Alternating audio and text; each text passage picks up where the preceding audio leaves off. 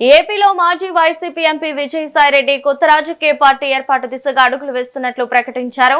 తిరుమలలో శ్రీవారి దర్శనం అనంతరం ఆయన తన రాజకీయ భవిష్యత్తుపై కీలక ప్రకటన చేశారు. ప్రజల వాణిని చట్టసభల్లో వినిపించేందుకే రాజకీయ పార్టీ ఏర్పాటు చేయాలని భావిస్తున్నట్లు విజయసాయిరెడ్డి తెలిపారు. కొత్త పార్టీ ఏర్పాటు, దాని విధి విధానాలపై ఈ నెలలోనే తదుపరి రాజకీయ ప్రణాళికను ప్రకటిస్తానని చెప్పారు. నమః శివాయ. ఓం నమో వెంకటేశాయ.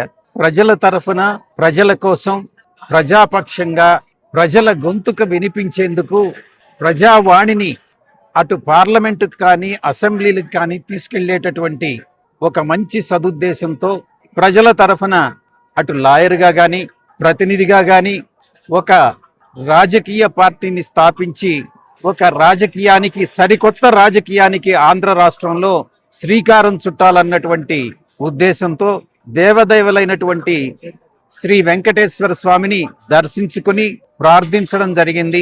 అదేవిధంగా రాష్ట్రంలో కానీ దేశంలో కానీ వర్షాభావం లేకుండా, ఎల్నినో ప్రభావం లేకుండా రైతులందరూ కూడా సుభిక్షంగా ఉండాలనని, ఆహార కొరత, ఫుడ్ సెక్యూరిటీ ప్రాబ్లం అన్నటువంటిది లేకుండా ఉండాలనని కలియుగ దేవుడైనటువంటి వెంకటేశ్వర స్వామిని ప్రార్థించడం జరిగింది. ఇక్కడ రాజకీయాలకు తావులేదు కాబట్టి ఈ యొక్క మాసంలోనే నేను తదుపరి రాజకీయ ప్రణాళికని పత్రికాముఖంగా పాత్రికేయ మిత్రులతో విజయవాడలో పాలుపంచుకోవడం జరుగుతుంది.